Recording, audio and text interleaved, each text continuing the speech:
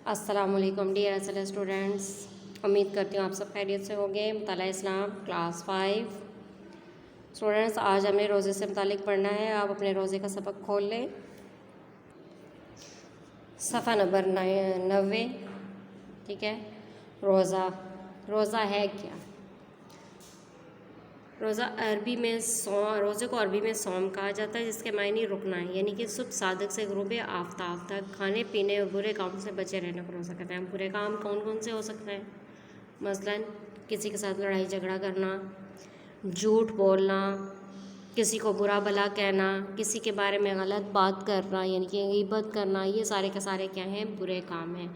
रोज़े का मकसद सिर्फ ये नहीं है कि हमने सुबह सादक से लेके गुरूब आफ्ताब का तक कोई चीज़ खानी पीनी नहीं है, बल्कि इसका मतलब ये भी है कि जिस भी किस्म की बुराइयां हैं या बुरे काम हैं, उनसे हमने अपने आप को बचाना है। इवन कि अगर कोई आपके साथ लड़ाई झगड़ा करने लगा है, तो आप नबी करीम सल्लल्लाहु अलैहि वसल्लम का फरमान है कि अगर आपके साथ कोई लड़ता है रोज़े की हालत में, तो आप उसको सिर्फ इतना कहो कि मैं रोज़े से हूँ, यानी कि लड़ाई झगड़ा नहीं करना, किसी के साथ गलत बात नहीं करनी, किसी से गाली गलौज नहीं करना, झूठ नहीं बोलना, किसी की गीबत नहीं करनी, इन सारी चीज़ों से भी बचने का नाम रोज़ा है। तो जब हम रोज़े की हालत में होंगे तो हम इन सारी चीज़ों की एहतियात करेंगे कि इनसे हम कैसे बच सकते हैं। दूसरा, रोज़े का जो बुनियादी मकसद है कि हमें जो हमसे लो तबका है, जो हमसे कम तर तबका है, यानी कि जिनको 2 वक्त का खाना भी मुश्किल से नसीब होता है, हमें उनकी दुख तकलीफ़ का और उनकी भूख प्यास का भी एहसास हो। कुरान मजीद में इरशाद है, फमन शाहिदी मिनकुम अशहरुल फलयसुम, तुम में से जो कोई इस महीने को पाए से चाहिए कि वो रोज़ा रखे। और इसी तरह से सूरह बकरा ही में ही कहा गया है कि ए ईमान वालों, हमने तुम पर रोज़े फ़र्ज़ किए जैसा कि तुमसे पहली उम्मतों पर फ़र्ज़ किए गए थे। तो यहाँ से एक बात ये वाज़ेह होती है कि रोज़ा सिर्फ मुसलमानों पे फ़र्ज़ नहीं किया गया, बल्कि हमसे पहले जितने भी अंबिया कराम आए हैं उन सब पर अल्लाह ताला ने रोज़े को फ़र्ज़ करार दिया था, और उनके लिए कुछ मखसूस अयाम थे जिनमें उन्होंने रोज़ा रखना था। इसी तरह से हमारे पास क्या है? रमज़ानुल मुबारक, और ये इस्लाम का एक बुनियादी रुकन भी है रोज़ा।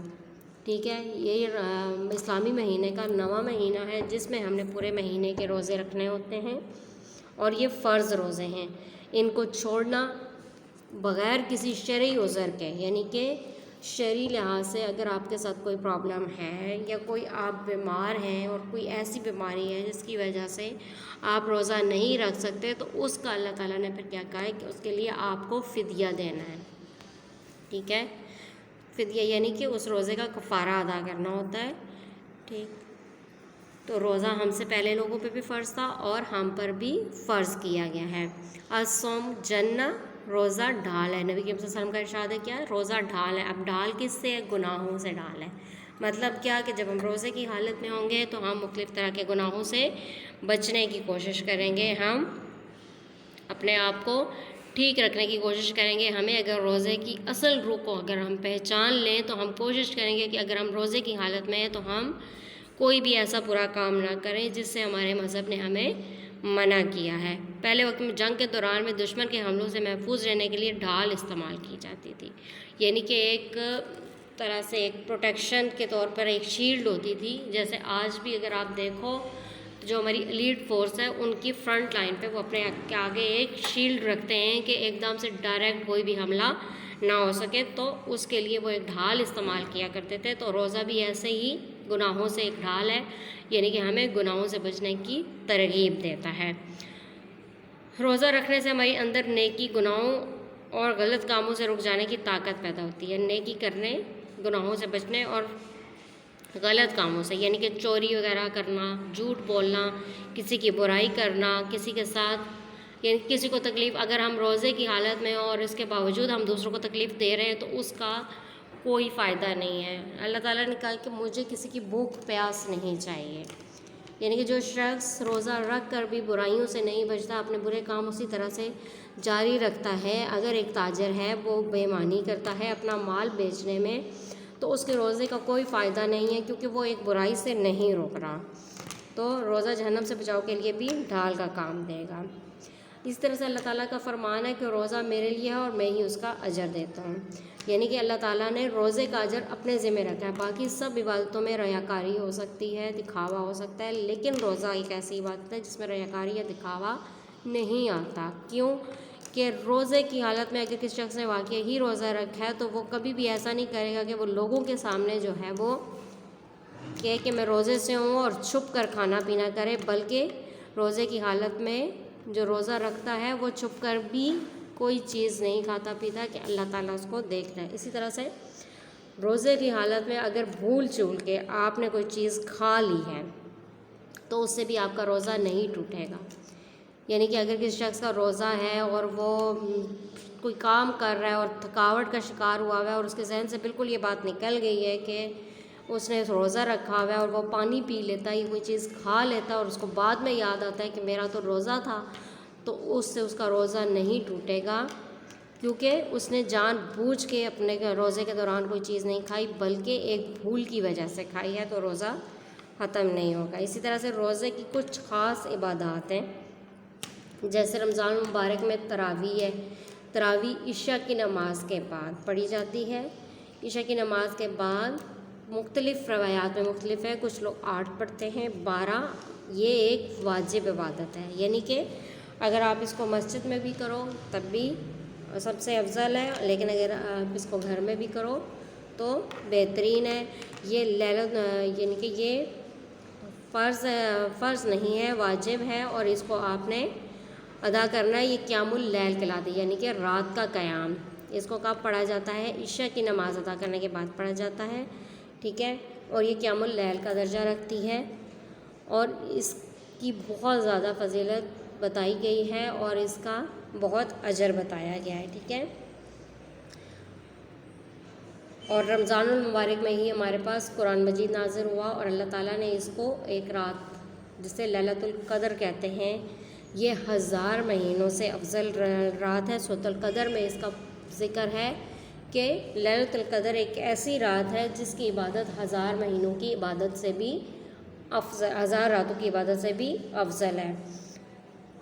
اس میں کیا ہوتا ہے کہ تمام فرشتے دنیا میں آتے ہیں، ٹھیک ہے، اور اللہ تعالیٰ کے حکم سے فرشتے زمین پر آتے ہیں اور اس رات رحمتیں نازل کی جاتی ہیں۔ اور اس رات کے بارے میں کہا جاتا ہے کہ لیلۃ القدر کو رمضان المبارک کی آخری عشرے کی طاق راتوں میں، یعنی کہ طاق راتیں کون سی؟ 21ویں، 23ویں، 25ویں، 27ویں اور 29ویں۔ ہم لوگ بہت سے جو لوگ ہیں ہم کیا کرتے ہیں 29ویں کو چھوڑ دیتے ہیں، حالانکہ موسٹ زیادہ تر جو ہوتا ہے وہ یعنی کہ یہ بھی آتا ہے کہ 29ویں کو بھی لیلۃ القدر ہو سکتی ہے۔ لیلۃ القدر کی خاص نشانیاں ہیں جو کہ احادیث میں بیان کی گئی ہیں، ہم اس کی مدد سے لیلۃ القدر کو پہچان سکتے ہیں۔ تو ان راتوں میں عبادت کرنا افضل ترین ہے اور بہت خوش قسمت ہوتے ہیں وہ لوگ جو اس رات کی برکت کو پا لیتے ہیں۔ اس کے علاوہ اس کی ایک اور عبادت جسے ہم کہتے ہیں اعتکاف، یعنی کہ رمضان المبارک کے آخری عشرے میں، کچھ لوگ تو لیلۃ القدر کی تلاش میں ہوتے ہیں نا، تو آخری عشرے میں دنیا کے سارے کام چھوڑ کے صرف اللہ کی عبادت کے لیے بیٹھ جانا، اس کو ہم لیلۃ اعتکاف کہتے ہیں۔ یعنی کہ اس کو دنیا کی کسی کام سے کوئی غرض نہیں، اس نے دنیا کا ہر کام چھوڑ کے اللہ کی خوشنودی حاصل کرنے کے لیے وہ ایک جگہ پہ ایک جگہ مختص کر لیتا ہے اور وہاں پہ اپنی عبادات کرتا ہے اور اللہ تعالیٰ اس کو اس کا اجر دیتا ہے، اور یہ ایک مصنون عبادت ہے۔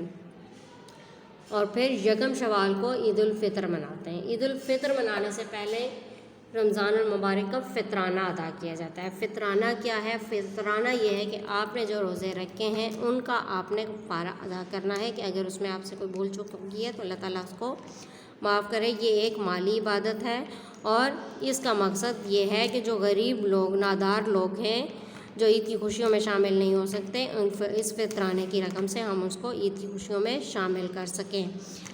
اس کے بارے میں مختلف طبقات کے لیے مختلف فطرانہ رکھا گیا ہے، یعنی کہ گندم کے 1.25 سیر گندم کی قیمت کے برابر ایک شخص کا فطرانہ ہے، نارمل طبقے کا، ٹھیک ہے، اور اس طرح سے کشمش کے برابر ہوتا ہے، ٹھیک، مختلف دو تین طرح کی چیزیں، کشمش ہے اور اس طرح سے گندم ہے، اس طرح سے اس کی قیمت کے مطابق فطرانہ ادا کیا جاتا ہے۔ اس کے بعد ہمارے پاس آ جاتی ہیں صدقہ فطر ادا کرنے کے بعد ہمارے پاس 2 عیدیں، ایک ہے عید الفطر اور دوسری ہے عید الاضحیٰ۔ عید الفطر تو رمضان کے روزے رکھنے کے بعد 1 شوال کو منائی جاتی ہے۔ یہ اللہ تعالیٰ کی طرف سے ایک انعام ہے روزہ داروں کے لیے کہ انہوں نے پورے مہینے کے جب روزے رکھے ہیں تو اللہ تعالیٰ ان کو پھر اس کا انعام دیتا ہے عید الفطر کی شکل میں۔ اور عید الاضحیٰ حضرت ابراہیم علیہ السلام کی یاد میں منائی جاتی ہے، یعنی کہ حضرت ابراہیم علیہ السلام کو اللہ تعالیٰ نے بہت عرصے بعد اولاد سے نوازا، اور پھر اللہ تعالیٰ نے ان کو آزمانے کے لیے ان کو خواب میں دکھایا کہ وہ اپنے بیٹے کو ذبح کر رہے ہیں۔ جب 3 راتوں تک مسلسل حضرت ابراہیم علیہ السلام کو یہ خواب آتا رہا کہ اللہ تعالیٰ کا یہ حکم آ رہا ہے کہ وہ اپنے بیٹے کو ذبح کریں، تو انہوں نے کیا کیا، اپنے بیٹے سے جب ذکر کیا تو اس وقت اسماعیل علیہ السلام 6 سال کے تھے۔ ابراہیم نے اپنے بیٹے سے ذکر کیا تو اسماعیل علیہ السلام نے کہا کہ ابا جان، آپ اللہ کا حکم بجا لائیں اور مجھے آپ اس میں ثابت قدم پائیں گے۔ حضرت ابراہیم علیہ السلام ان کو لے کے ایک مقام پہ جاتے ہیں اور وہاں ان کی آنکھوں پہ پٹی باندھتے ہیں، اپنی آنکھوں پر بھی، اور بیٹا خود کہتا ہے کہ اے والد، اپنی آنکھوں پہ پٹی باندھ دیں کہ کہیں ایسا نہ ہو کہ آپ اللہ کا حکم بجا لاتے ہوئے کہیں آپ کے ہاتھ نہ کانپ جائیں۔ وہ پٹی باندھتے ہیں اپنی آنکھوں پہ اور اپنے بیٹے کو جب ذبح کرنے لگتے ہیں تو اللہ تعالیٰ انعام کے طور پہ جنت سے دمبا بھیج دیتا ہے، اور اس طرح حضرت ابراہیم علیہ السلام دمبے کی قربانی کرتے ہیں، اور یہ 10 ذی الحج کو ہوئی، اور اسی کی مناسبت سے اللہ تعالیٰ نے پھر مسلمانوں کے لیے قربانی فرض کر دی گئی۔ جو صاحب استطاعت ہیں، جو قربانی دے سکتے ہیں، انہیں قربانی کا حکم دیا گیا، اور یہ حضرت ابراہیم علیہ السلام کی قربانی کی یاد میں منائی جاتی ہے۔ اس کا مقصد کیا ہوتا ہے کہ اس میں جانور ذبح کیا جاتا ہے۔ جانور کے گوشت کے 3 حصے کیے جاتے ہیں۔ پہلا حصہ مسکین اور نادار، جو بہت ہی غریب طبقہ ہے، جو بالکل گوشت نہیں افورڈ کر سکتا، دوسرا حصہ رشتہ داروں کا، اور تیسرا حصہ اپنا ہوتا ہے۔ اور اس کا قربانی کا کوشش کرنی چاہیے کہ زیادہ سے زیادہ نادار اور مسکین لوگوں تک پہنچ سکے، تبھی اس کا اجر بھی ملے گا۔ ایسا نہیں ہے کہ ہم وہ گوشت قربانی کرنے کے بعد اس کو سٹور کر لیں کہ جی ہم نے قربانی کی ہے تو ظاہر سی بات پورا سال آپ کھائیں گے، تو یہ غلط ہے۔ شیطان نے ان کو جگہ جگہ ورگلایا بھی تھا کہ آپ کو اللہ نے اتنے عرصے بعد بیٹا دیا اور پھر آپ اس کو قربان کرنے جا رہے ہیں، تو انہوں نے کہا تھا، تو انہوں نے شیطان کو کنکر مارے تھے۔ اگر ہم مناسک حج کو دیکھیں تو مناسک حج کے جو تقریباً سارے ارکان حضرت ابراہیم کے کسی نہ کسی عمل کی پیروی کر رہے ہیں۔ ہمارا لیسن آج کا اتنا ہی تھا۔ اپنا بہت سارا خیال رکھیں۔ اس کی ریڈنگ مکمل ہوئی ہے، اب ہم اس کی کتابی سرگرمیاں کر لیتے ہیں۔ روزہ کو عربی میں صوم کہتے ہیں۔ الصوم جنہ کا مطلب ہے روزہ ڈھال ہے۔ روزہ رکھنے سے ہمارے اندر ڈیش اور ڈیش کی طاقت پیدا ہوتی ہے، نیکی کرنے اور غلط کاموں سے رک جانے کی طاقت پیدا ہوتی ہے۔ لیلۃ القدر ڈیش سے بہتر ہے، 1000 مہینوں سے بہتر ہے۔ رمضان المبارک کے ختم ہونے پر مسلمان ڈیش مناتے ہیں، عید الفطر مناتے ہیں۔ عید کی نماز سے پہلے ڈیش ادا کیا جاتا ہے، صدقہ فطر ادا کیا جاتا ہے۔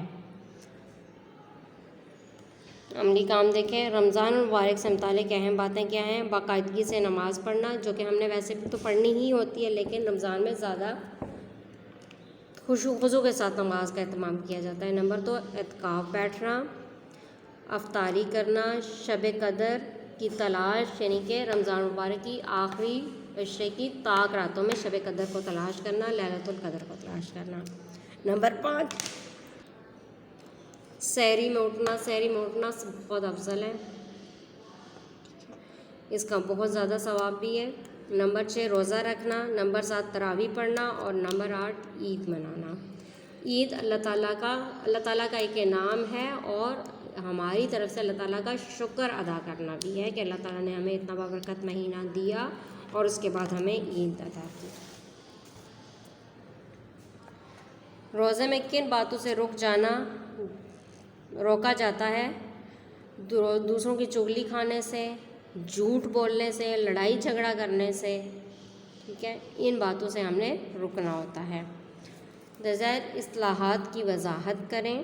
صوم، عربی میں روزے کو صوم کہتے ہیں۔ نماز تراویح، رمضان المبارک میں تراویح عشاء کی نماز کے بعد پڑھی جاتی ہے۔ اعتکاف، رمضان المبارک میں دنیاوی کام چھوڑ کر مسجد میں اللہ کی عبادت کرنا اعتکاف کہلاتا ہے۔ صدقہ فطر، عید الفطر کی نماز سے پہلے غریبوں کو صدقہ فطر دیا جاتا ہے۔ اس کے ساتھ ہی ہمارا آج کا لیکچر کمپلیٹ ہوتا ہے۔ اپنا بہت سارا خیال رکھیں۔ Take care. اللہ حافظ۔